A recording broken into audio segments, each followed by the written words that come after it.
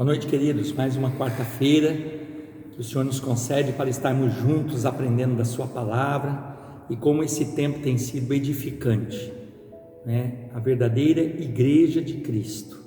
Que você possa ter esse momento como prioridade na tua vida, deixando aí os teus afazeres no meio de uma semana, mas podendo se assentar aos pés do Mestre e ouvindo, os ensinamentos a respeito da Sua palavra, da história que foi escrita desde o princípio e nós estamos incluídos nela. Deus abençoe, aproveite esse momento e voltamos no final. Graça e paz, irmãos. A Bíblia fala de irmãos de Jesus Cristo. Estes irmãos de Jesus Cristo eram filhos de Maria e de José? Que a Bíblia fala dos irmãos de Jesus Cristo, ninguém questiona. Mas que eram filhos de Maria e de José, isso se questiona. Tanto que se divide a cristandade por causa desse tema. Geralmente essa doutrina é chamada de a virgindade perpétua de Maria, que Maria concebeu Jesus virgem e não teve outro filho ou outros filhos depois que deu à luz a Jesus Cristo. Será que é verdade isso? Quem está certo, quem está errado? Será que Maria teve ou não teve outros filhos depois de Jesus Cristo? É sobre isso que iremos estudar nesta noite. Esse dogma da virgindade perpétua de Maria, é bom que os meus irmãos entendam que não é um dogma somente da Igreja Católica. Não. A virgindade perpétua de Maria também é crida pela Igreja Ortodoxa Grega. Toda a Igreja Oriental Ortodoxa crê nisso. A Igreja Anglicana também crê assim. Não toda a Igreja Anglicana, mas boa parte da Igreja Anglicana crê assim também. As igrejas coptas, as igrejas que chamam pré-calcedonianas, todas elas também creem assim. Enfim, divide a cristandade. Mas eu vou me ater, e claro, a igreja romana, né? E claro, eu vou me ater em responder os teólogos católicos romanos. Por quê? Porque nós estamos no Brasil, o país mais católico do mundo, e essas outras igrejas que creem nisso, os argumentos provavelmente são os mesmos da igreja romana. E como nós não temos contato com essas igrejas ortodoxas e não nos diz muita coisa, eu vou apenas responder os argumentos dos teólogos católicos romanos. E vou responder os argumentos dos principais católicos romanos. Eu não vou responder tudo que eu vi aqui, porque é muita coisa. E essas pessoas também não representam tanto a igreja romana como esses teólogos renomados que de fato representam, como o bispo lá, Dom Henrique, que é muito conhecido na mídia, na televisão, na internet, o padre Paulo Ricardo, este sim é um grande ícone da igreja romana, um grande teólogo que representa muito bem a igreja romana, Felipe Aquino, da Canção Nova, professor, enfim, estes teólogos importantes que realmente representam a igreja romana. E claro, se você tiver alguma pergunta, algum questionamento que queira fazer, que eu não vá responder aqui, você pode me perguntar que depois eu respondo para os meus amados irmãos. Então vamos lá. Segundo Roma e essas outras igrejas que eu citei, Maria foi virgem perpetuamente. Ela foi virgem antes, durante e depois de dar à luz a Jesus Cristo. Isso é o que ensina oficialmente a igreja romana. Segundo ele, essa crença vem desde os pais da igreja. Eles sempre citam os pais da igreja, por quê? Porque biblicamente não tem apoio, como nós vamos ver.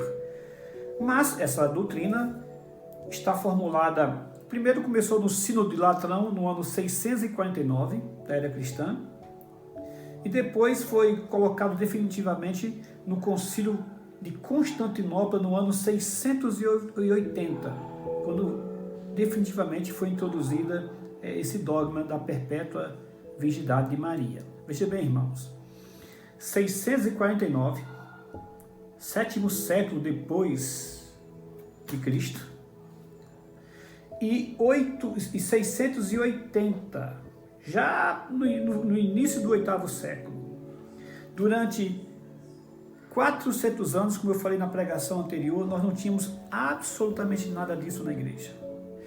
Na Bíblia, no Novo Testamento, nada, não há nada sobre a virgindade perpétua de Maria, nada. A Bíblia afirma, e nós cremos, nós evangélicos cremos, nós protestantes cremos, e nós afirmamos o que a Bíblia afirma, que Maria deu à luz, Maria concebeu virgem.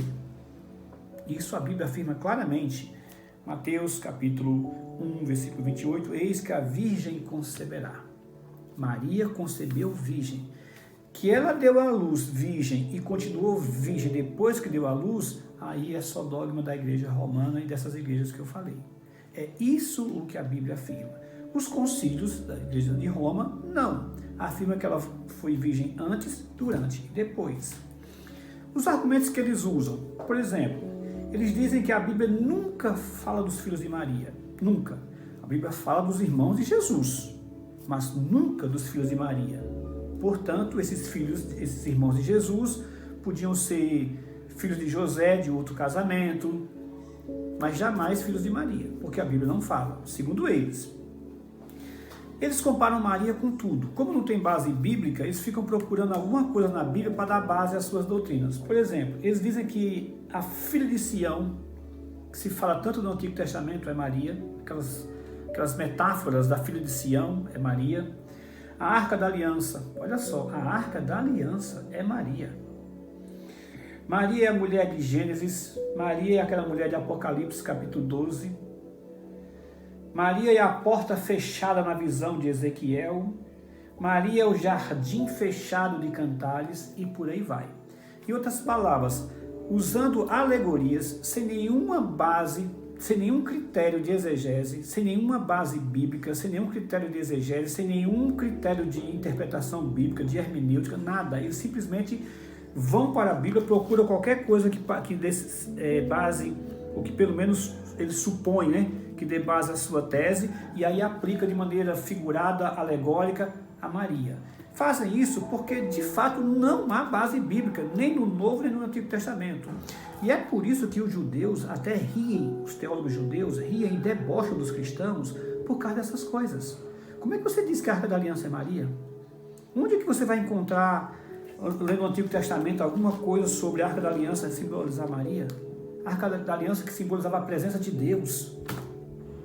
E aplicar a Maria? Quer dizer, não é nem uma questão de exegese, de respeito à interpretação bíblica. Eu acho que é até desespero mesmo para poder procurar alguma coisa que dê base à doutrina que eles inventaram, que eles criaram. Ok? Eu vou já responder essas coisas aqui. Eles dizem que os irmãos de Jesus, noutra tese, é que não eram irmãos de Jesus. Que irmãos, na verdade, significam parentes de Jesus, primos de Jesus. E o último argumento, esse mais sofisticado, que eu não conhecia, uma coisa nova, que eu vi com o bispo Dom Henrique, aquele bispo lá de Palmares, que ele diz que, analisando Mateus 1, 26, 25, que diz, Mateus 1, 25, que diz que que diz o seguinte: não a conheceu enquanto ela não deu à luz um filho a quem pôs o nome de Jesus. Ele diz que essa passagem, que José não conheceu Maria até que ela desse à luz a Jesus Cristo, não significa que depois que ela deu à luz, José a conheceu. E conheceu aqui, todos nós sabemos, até na versão católica e até outras versões colocam, que conhecer aqui significa relações sexuais. Ou seja, José não teve relações sexuais com Maria até que ela deu à luz. Segundo o bispo romano, o texto significa que José não conheceu Maria até que ela desse à luz, e depois que ela deu à luz, também não. Então vamos ver como é que fica essas argumentações, essas defesas da Igreja Católica à luz da Palavra de Deus. Então vamos responder a estes argumentos romanos. Em primeiro lugar, antes de começar argumentando na Bíblia, deixa eu me lembrar de um fato para vocês, que pouca gente está lembrado, ou pouca gente até sabe, que aconteceu em 2002. Eu me lembro bem desse fato porque foi no ano que eu cheguei aqui. E eu estava dando aula na escola cristã quando esse assunto correu o mundo. No Brasil não foi tanto assim divulgado, mas correu o mundo de qualquer maneira, e é fácil de você comprovar o que eu estou dizendo, porque tem muitas coisas disso na internet hoje em dia. Graças a Deus que hoje nós temos internet. Que fato foi esse? Em 2002, houve uma descoberta em Jerusalém. Foi achada pequeno, ele chama de ossuário, que é uma caixinha assim de pedra, mais ou menos 60 centímetros mais ou menos. Diz assim, ó, uma descoberta arqueológica do ossuário diz o seguinte: Tiago, irmão de Jesus, filho de José. Epígrafe encontrada no sarcófago em Jerusalém e noticiado em todo o mundo, que afeta, dentre outros, católicos e ortodoxos gregos. Católicos romanos e ortodoxos gregos. Por quê?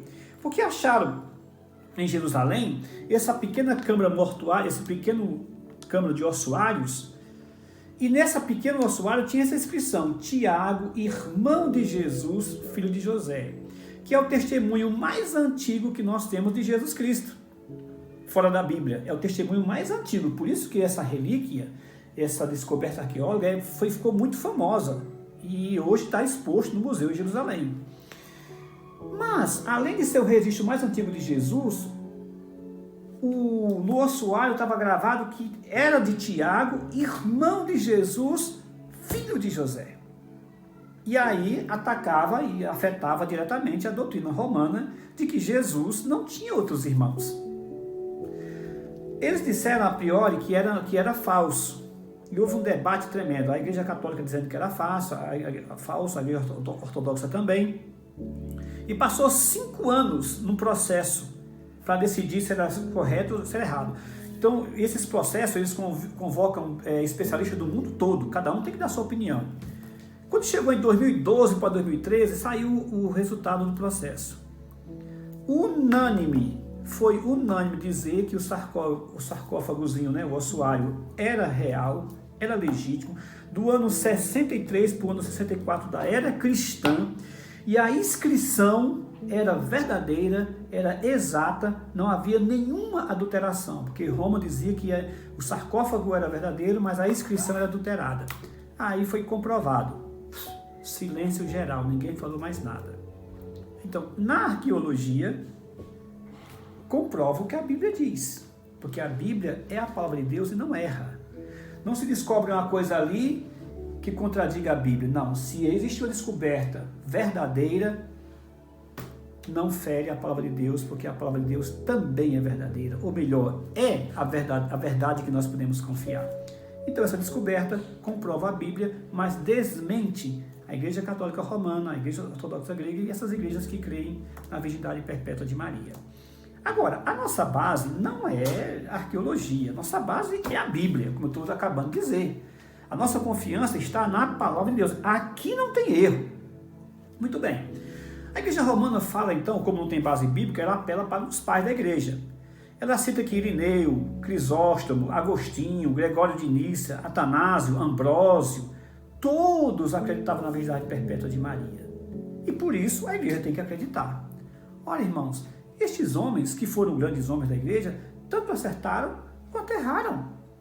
Além do mais, a Igreja Romana só cita os pais da Igreja que apoiam suas ideias. E é isso no estado de desonestidade da Igreja Romana. Os pais da Igreja que apoiam suas ideias, eles citam.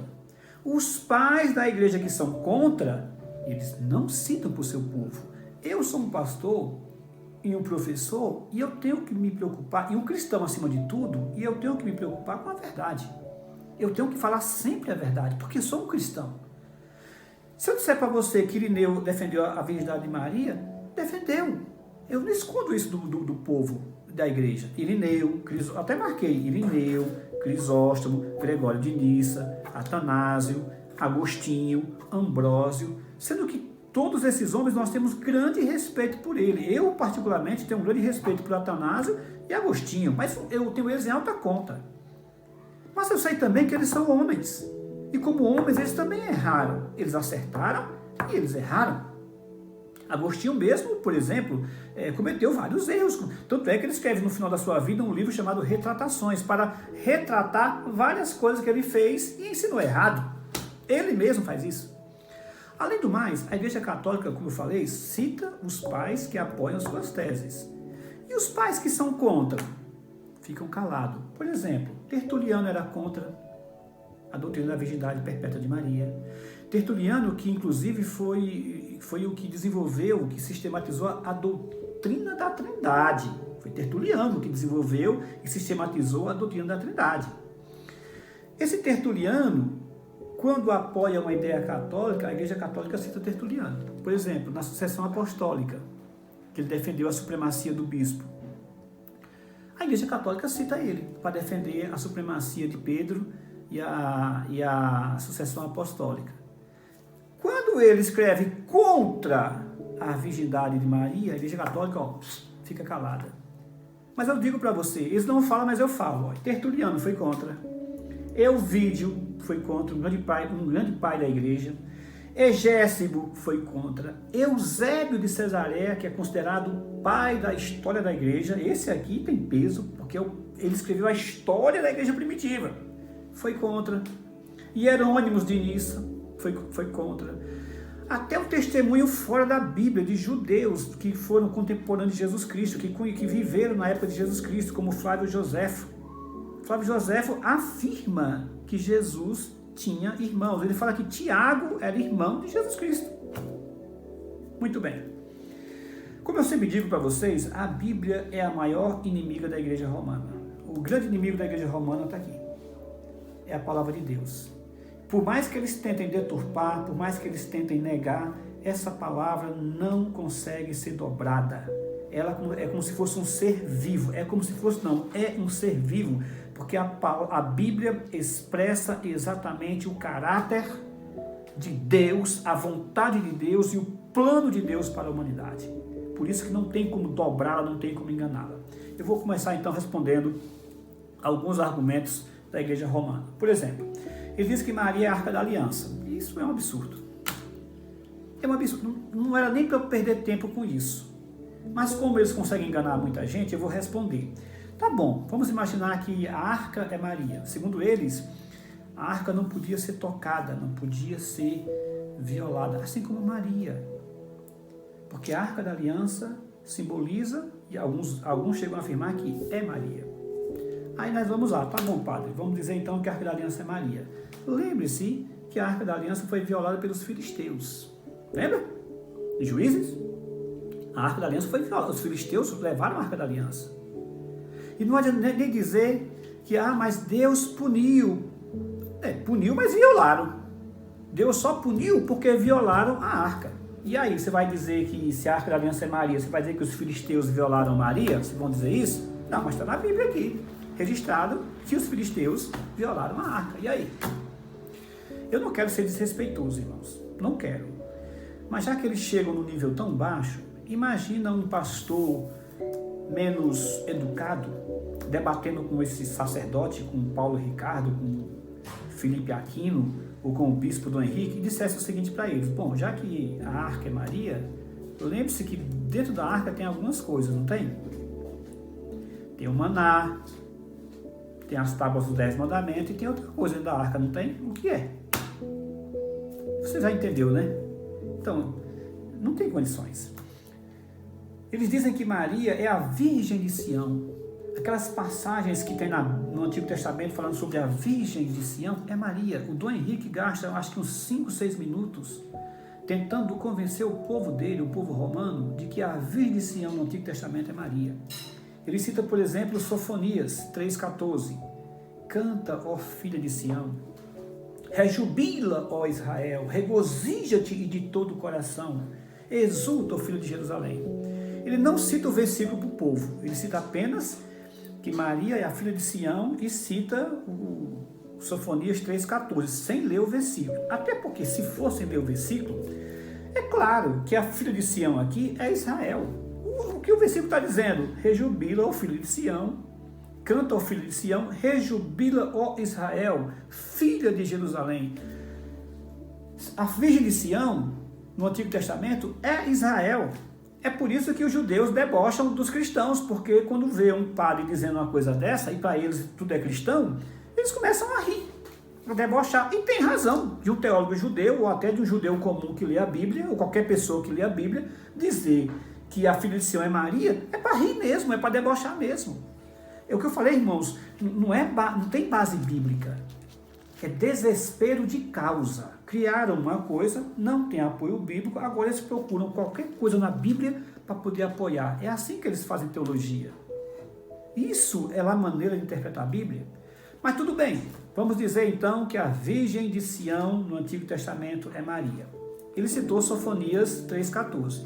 Então você podia perguntar para o padre, dizer, padre, então já que a filha de Sião é Maria, em Isaías 1,8 diz o seguinte, a filha de Sião é deixada como choça na vinha, como palhoça no pepinal, como cidade sitiada.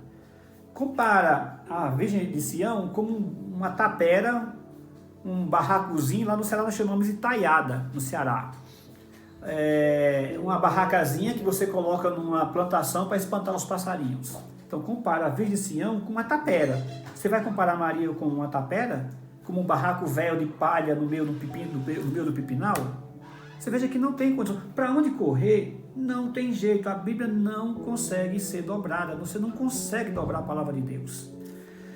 Além do mais, em Lamentações 2,13, olha só o que acontece. Lamentações 2,13. A quem te compararei, ó filho de Jerusalém?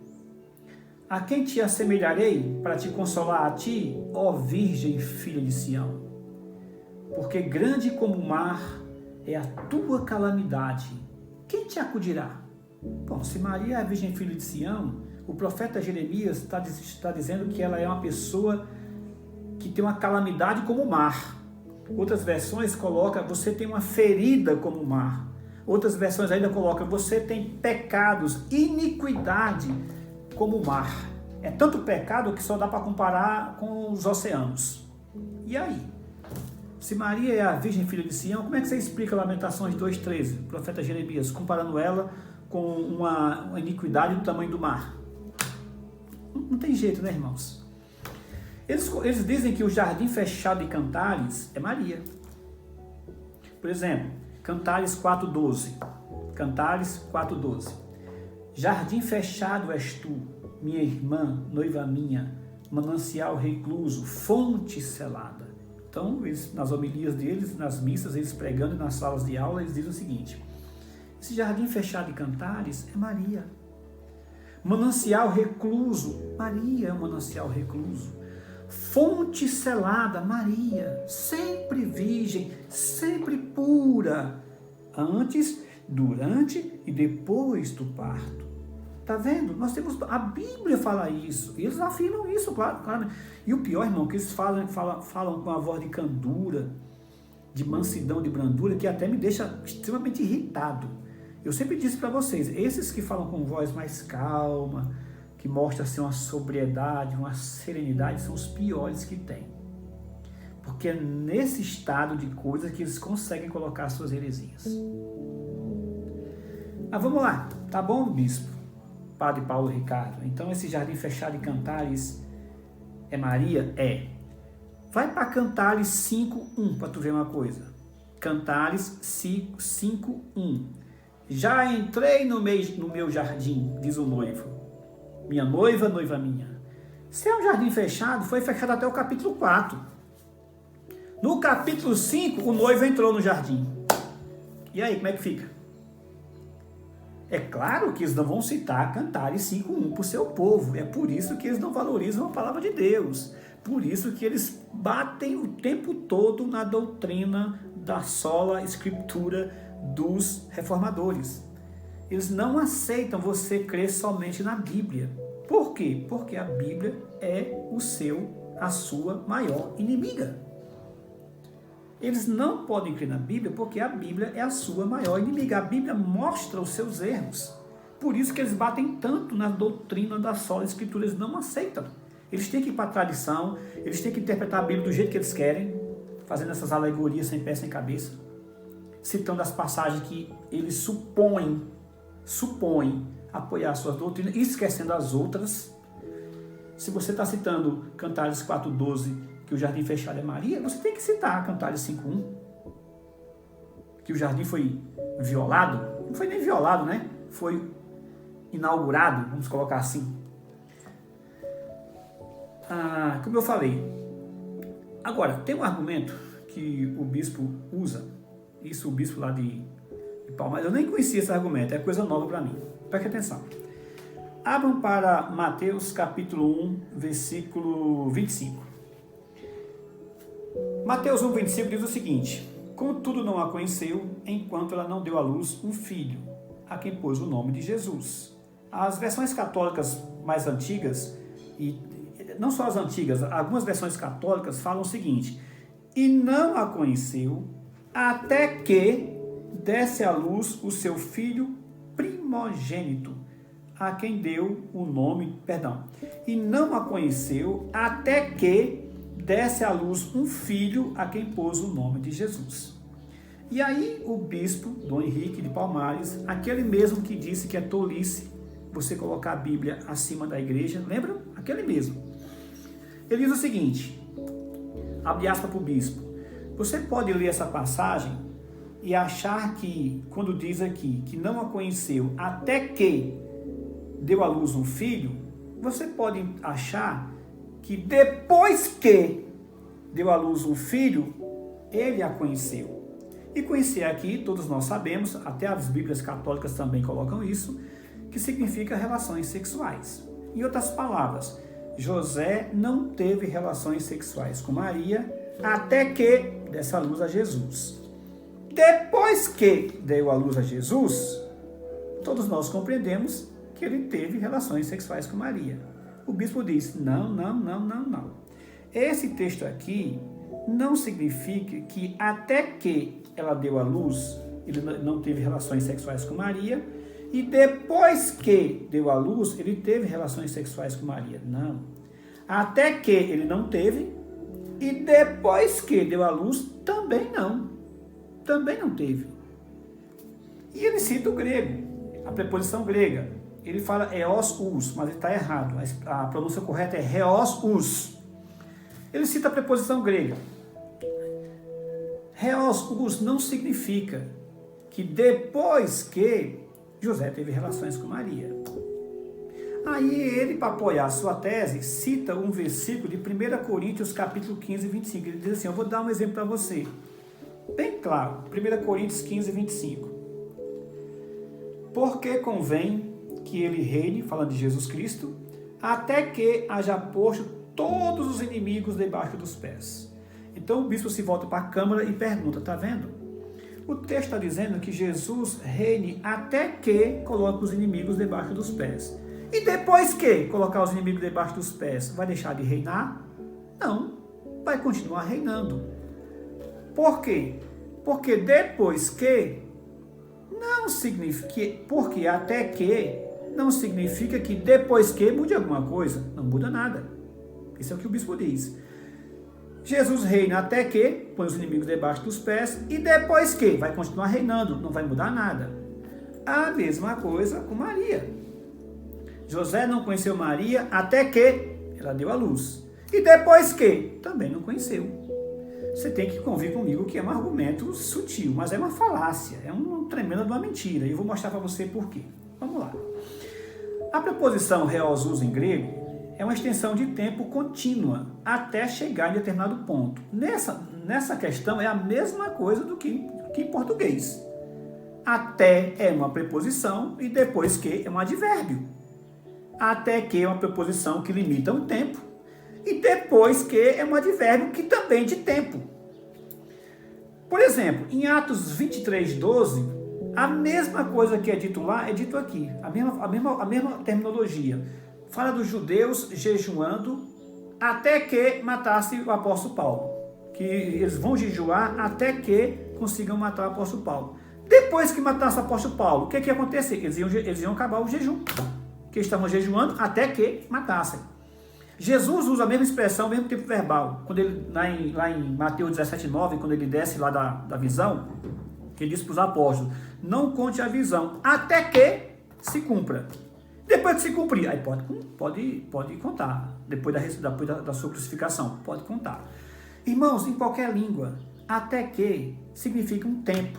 Depois que significa que o que vai acontecer é o contrário do que estava acontecendo. Por exemplo, eu vou ficar em Vinhedo até que liberem os cultos na igreja. Depois que liberar os cultos na igreja, eu não vou ficar em Vinhedo.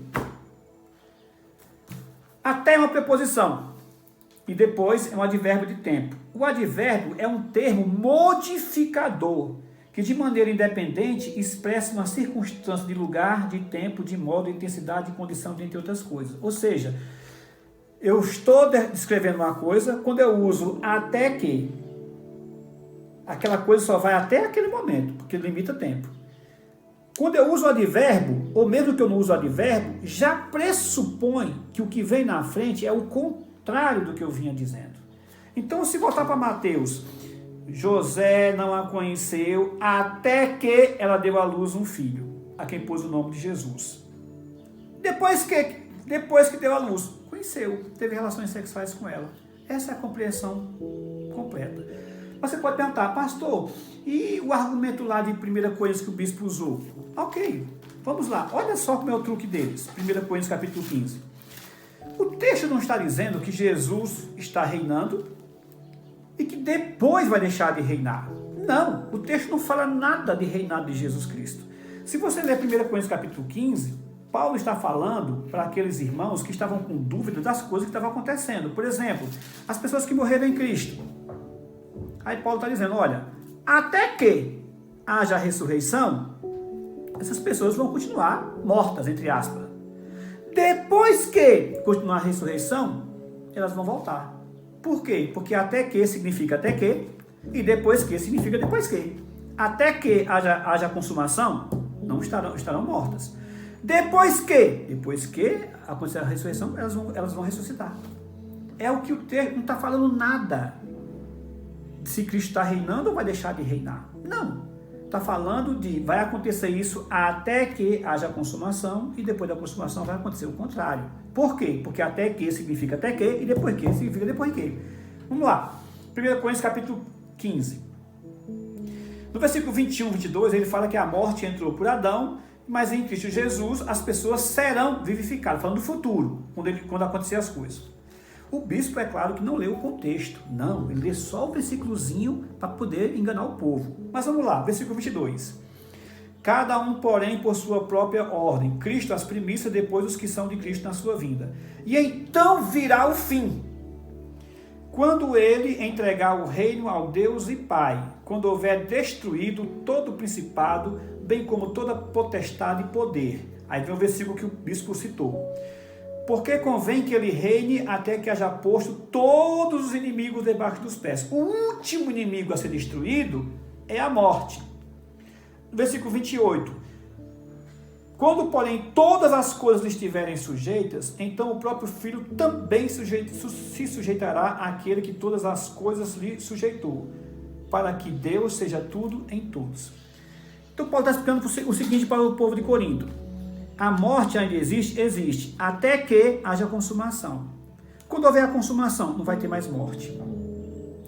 Aquelas pessoas não ressuscitaram, até que haja consumação. Depois que houver a consumação, vão ressuscitar. Ainda existe no mundo potestades, até que haja consumação. Depois não vai ter mais potestade. Ainda há poderes mundanos no mundo. Até que haja consumação. Os poderes mundanos estão aí. Basta ver o que está acontecendo no Brasil, né? Depois que não vai ter mais. É o que o Apocalipse nos fala, né? Não vai haver mais morte, nem choro, nem dor, porque as primeiras coisas passaram. Vai ser um novo céu, uma nova terra. O bispo, astutamente, até maldosamente, aplica como se fosse ao governo de Cristo. Mas não está falando do governo de Cristo. Cristo está reinando desse jeito, hoje, na igreja, nos nossos corações, mas neste momento aqui, que Paulo escreveu com ele, ainda existe a morte, ainda existem potestades, ainda existem os poderes malignos, poderes mundanos, por aí vai. E quando Cristo voltar? Aí não vai ter mais. Porque, bispo, até que Cristo volte, vai ser assim. Depois que, não vai ser assim. Em outras palavras, ele colocou uma ideia no texto que nem sequer existe. Não está falando de reinado de Cristo, não está falando que Cristo está reinando e depois vai deixar de reinar. Não. Ele está reinando hoje na igreja. Com a morte imperando, com a dor operando, com a doença operando, com os poderes, com as potestades. Mas depois que ele voltar, aí, meu compadre, é outra história. Assim, O texto de Mateus, quando diz que quando José não conheceu até que ela desse a luz, foi só até que mesmo. Depois que deu a luz, conheceu. Muito bem. Como é que eu posso provar isso? Primeiro, ele diz que a Bíblia nunca fala dos filhos de Maria. Vai para Mateus 13:56. Mateus 13:56. Mateus 13:56. 55 e 56. Não é este o carpinteiro? Não se chama sua mãe Maria e seus irmãos Tiago, José, Simão e Judas? Não vivem entre nós todas as suas irmãs? Ora, até uma criança de 8ª série que lê isso aqui vai ver. Não é este o filho do carpinteiro? Quem é o filho? Jesus. Quem é o carpinteiro? O pai. Quem é o pai? José. Não se chama sua mãe Maria? Quem é a mãe? Maria. E seus irmãos Tiago, José, Simão e Judas? Quem são os irmãos? Tiago, José, Simão e Judas. Acabou. A Bíblia está falando do filho, que é Jesus, da mãe, do pai, que é José, da mãe, que é Maria, e dos irmãos de Jesus. Como que você pode negar uma coisa clara dessa? Só se for assassinando português, como ele assassinou, dizendo que até que não significa depois que. Não, até que é até que, depois que é depois que. Ou então, meu irmão, se tornando um louco. Porque até uma criança que você mandar interpretar, o que significa esse texto? Significa que Jesus é o filho, José é o pai, Maria é a mãe, e Tiago, José e Simão são os irmãos de Jesus e acabou. A Bíblia fala dos filhos de Maria, sim. Está aqui uma passagem. Vamos lá. Toda a cidade de Nazaré dava testemunho desse fato. Isso aqui é importante, porque quando Mateus registra essa passagem, não é a opinião de Mateus, é a opinião de toda a cidade de Nazaré, onde Jesus nasceu e se criou. Se você ler nos versículos anteriores, ele está em Nazaré. E toda a cidade reconhece quem é Jesus, quem é o pai, quem é a mãe, quem é as irmãs. Então é um testemunho de toda a comunidade que Jesus nasceu, viveu e morreu. E não morreu, nem cresceu. Só lembrando que nessa época Nazaré não era uma cidade grande, era um vilarejo, mas tinha em torno de 500 a 700 pessoas no máximo nesse vilarejo. 500 pessoas reconhecendo Jesus Cristo como filho de Maria, reconhecendo os irmãos de Maria, e a Igreja Católica fecha os olhos para isso. Esta era a crença dos 4 evangelistas. Não é só Mateus. Marcos capítulo 6, versículo 5, Lucas 4, 22, João 7, todos reconhecem os irmãos de Jesus. Todos reconhecem os filhos de Maria. Por exemplo, Marcos 6, 5. Hoje, meus irmãos, eu vou falar apenas dessa questão dos outros filhos de Maria. Mais para frente eu toco em outros assuntos. Admirou-se da incredulidade deles. Marcos 6, 5. Marcos 6, 3. Não é este o carpinteiro, filho de Maria, irmão de Tiago, José, Judas e Simão? E não vivem aqui entre nós suas irmãs? Ou seja, é a crença dos 4 evangelistas que Jesus tinha outros irmãos e que esses irmãos eram filhos de José e Maria. Outro detalhe, em relação a Deus, Jesus é sempre citado como filho unigênito, mas nunca é citado como filho primogênito. Agora, quando é citado em relação a Maria, sempre é citado como primogênito. Vou repetir o argumento. Na Bíblia que não erra, quando Jesus é citado em relação a Deus, é sempre citado como filho unigênito. Por exemplo, João 3,16, porque Deus amou o mundo de tal maneira que deu o seu filho unigênito. João 3,18, quem crê no Filho tem a vida eterna, quem não crê no Filho já está condenado porque não crê no Filho unigênito de Deus. Então, quando é em relação a Deus, é sempre unigênito. Quando é em relação a Maria, é sempre primogênito. Mas por que primogênito? Porque foi o primeiro. Acompanhe comigo, por exemplo, Lucas 2. Lucas 2, 7. Lucas 2, 7. E ela deu à luz o seu filho, primogênito. Enfaixou e deitou na manjedoura. Mas por que primogênito, se não houveram outros? Por que não coloca unigênito?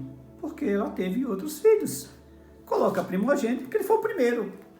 Se tivesse tido outros filhos, não seria primogênito, né? Se não tivesse tido outros filhos, não seria primogênito. Mas, por exemplo, Lucas, eu vou ler até na versão católica para fazer uma coisa aqui. Lucas 2:7, a versão católica. E deu à luz seu filho primogênito, e envolvendo-o com faixas e tal. Muito bem. Os filhos de José e Maria, além de Jesus, eram Tiago, José, Simão e Judas, como eu já li, mas tem um detalhe. Jesus não tinha apenas 4 irmãos. Jesus tinha, no mínimo, 3 irmãs. Como é que eu posso provar isso? Volta para Mateus, capítulo 13, versículo 56. Não vive entre nós todas as suas irmãs?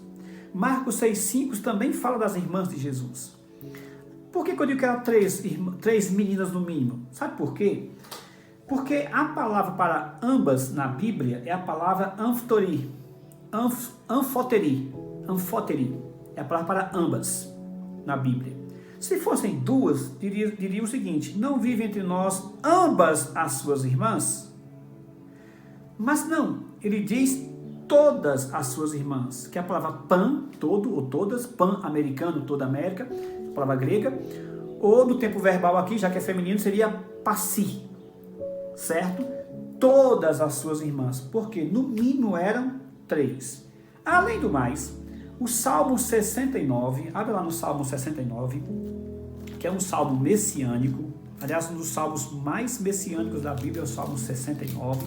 O que é um salmo messiânico? É um salmo que profetiza acerca do Messias, acerca de Jesus Cristo. Isso até a Igreja Católica reconhece. Muito bem. Se você for ler o Salmo 69, você vai ver que tem várias profecias acerca de Jesus Cristo no Salmo 69. Várias profecias acerca de Jesus Cristo. Por exemplo, Salmo versículo 9, por exemplo. Pois o zelo da tua casa me consumiu. Aí essa passagem é citada lá em Mateus. Paulo cita isso em Romanos, aplicando a Jesus Cristo. Existem várias passagens aqui, viu? Se você ler devagarzinho aqui, você vai encontrar várias passagens. Quer ver uma bem clara? Por alimento me deram fel, versículo 21. Por alimento me deram fel, e na minha sede me deram a beber vinagre. Nós sabemos que isso aconteceu na crucificação de Jesus Cristo, quando deram fel e depois deram vinagre. Ok. Então, é um salmo messiânico que fala de Jesus, que profetiza sobre Jesus Cristo. Muito bem. Quando chega no versículo 8 do salmo, falando de Jesus, diz o seguinte: tornei-me estranho a meus irmãos e desconhecido aos filhos da minha mãe.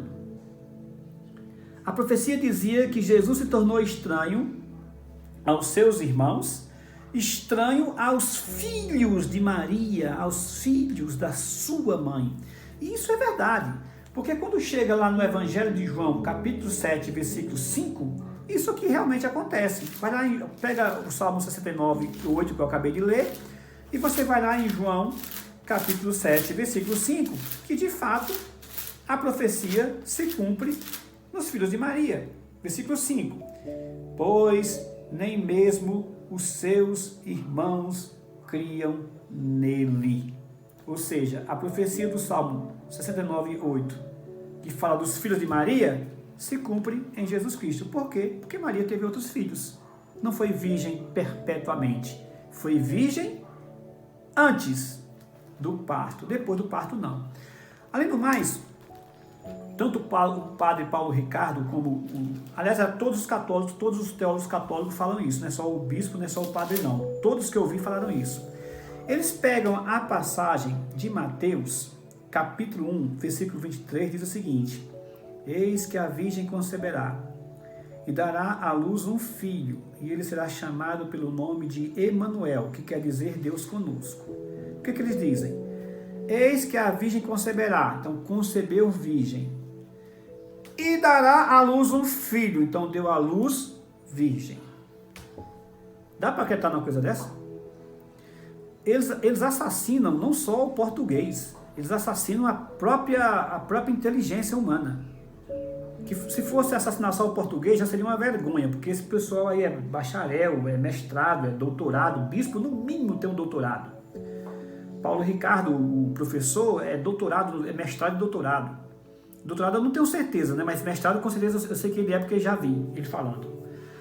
Como é que a pessoa consegue interpretar um texto desse jeito, irmão? Seria reprovado na prova de português. Qualquer professor de português de 8ª série e mandasse o cara interpretar esse texto e eles interpretassem do jeito que eles estão falando, a professora tinha que dar um 0. É 0 interpretação bíblica. Ou interpretação de texto. Eis que a virgem conceberá e dará à luz um filho. Ela concebeu virgem. É o que o texto está dizendo. E não que ela dará à luz virgem. Não. Ela dará à luz porque ela concebeu. Ela vai dar à luz porque ela concebeu. E não porque ela é virgem. Veja que eles enganam as pessoas, deturpam as palavras, deturpam até a própria língua portuguesa, até a própria interpretação de texto, grego, português, não importa. Deturpa para tentar sustentar suas teses erradas. O texto está dizendo que ela deu à luz porque concebeu, e não que ela deu à luz virgem, como eles ensinam. Muito bem. Além do mais, meus irmãos, o apóstolo Paulo narra a sua viagem a Jerusalém e o seu encontro com Tiago, o irmão do Senhor. Isso está em Gálatas 1:18. Então, Paulo, narrando a sua viagem a Jerusalém, ele afirma categoricamente lá no livro de Gálatas que Tiago, que ele conheceu, é o irmão do Senhor. Gálatas 1, versículo 18. Decorridos 3 anos, então subi a Jerusalém para avistar-nos com Cefas, que é Pedro. Permaneci com ele 15 dias. Não vi outro dos apóstolos, senão Tiago, o irmão do Senhor Jesus Cristo. Por quê? Porque esse Tiago era filho de Maria. A virgindade perpétua de Maria cai por terra. Mateus fala categoricamente que José a recebeu como esposa e não a conheceu enquanto ela deu à luz a um filho, ao qual pôs o nome de Jesus. Significando que depois que recebeu ela como esposa, depois que ela deu à luz a Jesus, ele a conheceu, ele teve relações sexuais com ela. Além do mais, tem um incidente extremamente interessante em Lucas 2, 41, 46. Aí eu quero que você abra. Lucas 2, 41, 46. Preste atenção aqui. Em Lucas 2, 41 a 46, narra o episódio em que Jesus se perdeu ou se afastou porque quis da caravana dos seus pais, e ele é encontrado no meio dos doutores, no templo em Jerusalém. Seus pais foram para a festa, que era comum todo mundo subir na Páscoa para Jerusalém, aquelas caravanas, aquelas carroças cheias de gente. Quando terminou a festa, eles voltavam para Nazaré. Ao voltar, Jesus ficou em Jerusalém. Diz o texto que José e Maria só perceberam eles quando já estava com um dia de viagem. E aí começaram a procurá-lo. Diz o versículo 46 que 3 dias depois acharam Jesus no templo. Provavelmente eles foram até Nazaré, que não era tão longe assim, deixaram a família lá, desculpe, os outros filhos lá, e voltaram para procurar Jesus em Jerusalém. Muito bem. Só que o texto diz que Jesus tinha 12 anos. Quando chega no versículo 49, diz o seguinte, versículo 48 diz o seguinte: logo que seus pais o viram, ficaram maravilhados, e sua mãe lhe disse, filho, por que fizeste assim conosco? Teu pai e eu, aflitos, estamos à tua procura. Presta atenção, irmãos. José e Maria viviam como casal normal. Jesus já tinha 12 anos de idade. 12 anos. E ela diz, teu pai e eu estamos à tua procura.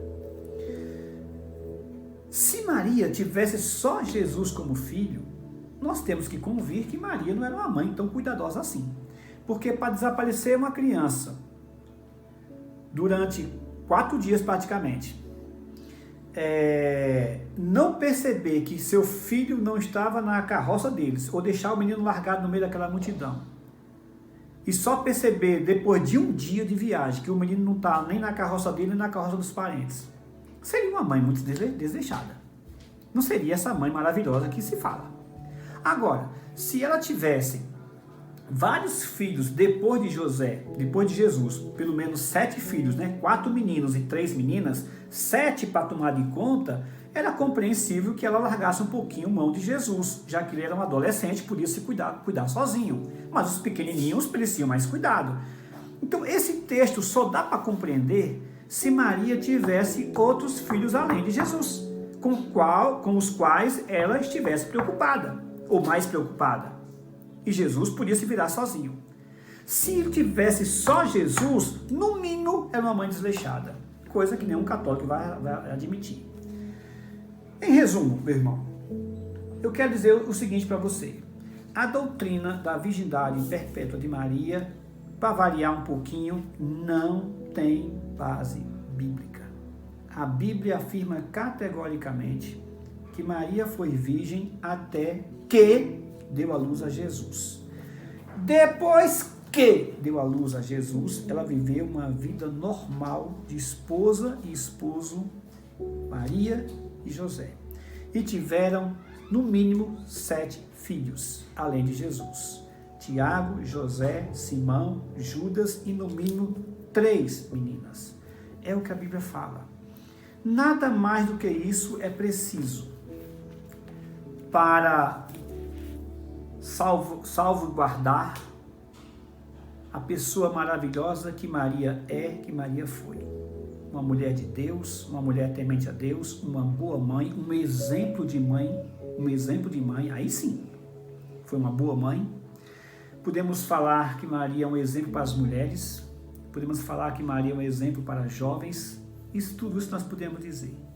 Agora, colocar nela uma coisa que a Bíblia não fala, isso a verdadeira Igreja de Cristo não pode fazer. A verdadeira Igreja de Cristo deve proclamar a palavra de Deus exatamente como ela é.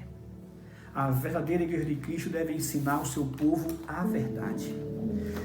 Se colocar, e eu fiquei admirado, no nível que chegou, eu que estou acostumado com isso, que escrevi até uma apostila para ensinar a evangelizar os católicos. Quando eu voltar para a igreja depois dessa fase, eu vou passar essa apostila para o povo, missão aos romanos. Eu vou até atualizar essa apostila. Eu que estou acostumado com isso, fico admirado com o nível em que se rebaixam os professores, teólogos, sacerdotes romanos para defender o indefensável. Eu fico admirado. Eu espero que nós, cristãos, continuemos naquilo que Jesus nos ensinou. Quem é de Deus, ouve a palavra de Deus. Por que não me dais ouvidos? Porque não sois de Deus. Quem é de Deus, ouve a palavra de Deus. Eu espero que nós, como igreja, continuemos o que Deus nos ensinou na sua palavra. A lei e ao testemunho, o testemunho da palavra. Se não falarem do jeito que está aqui, não verão a salvação. Vamos orar pelo povo católico, por essas pessoas que vivem essa ilusão, essa mentira, porque é um pecado gravíssimo, gravíssimo. A Bíblia nos diz, não aumente e nem tire nada da palavra de Deus. Porque se você aumentar, dizer o que a palavra de Deus não está dizendo, os flagelos contidos nesse livro vão te alcançar. Se você tirar o que a palavra de Deus está dizendo, os flagelos desse livro vão te alcançar. Quem é de Deus, ouve a palavra de Deus. Eu quero ser de Deus. A nossa igreja, a verdadeira Igreja de Cristo, não só a nossa, mas toda a igreja verdadeira de Cristo, quer continuar sendo abençoado.